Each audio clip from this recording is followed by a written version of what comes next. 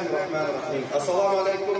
Bütün dünyadaki aziz musafirchilikda yashayotgan aziz Uyg'urim, bütün dünyadaki Müslümanlar, bugungi kunlikda hammamizga ma'lum Uyg'urninki bugungi ahvoli. Shuning uchun birdan-bir hammamiz umid uzmasin. Alloh subhanahu va taolo Qur'onda Karimda degandek, la ya'asu min rahmatillah.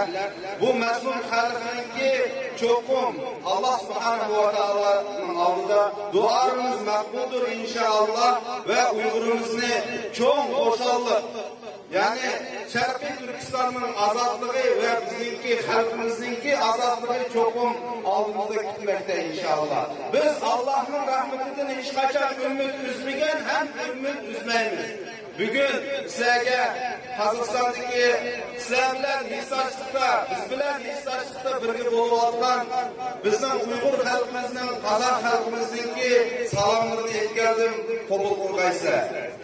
Aziz qarindoshlar, Allah subhanahu wa ta'ala Qur'onda ja'al haqq va zahaqal batil innal batila kana zahuqa. Bu hammamiz anlagan, iymon etgan oyatdir. İnşallah ishonchimiz kamil. Haqiqat keldi.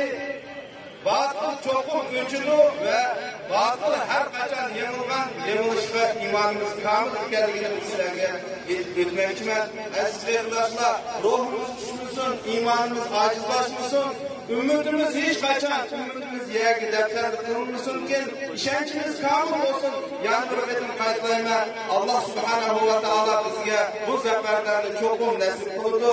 Alloh subhanahu va taolo hammamizni vatandoshlar toplashib o'zimizning vatanimizdan Sharqiy Turkiston ana vatanimizning ozodligini mutlaq qo'yishimizni inshaalloh nasib aytgay.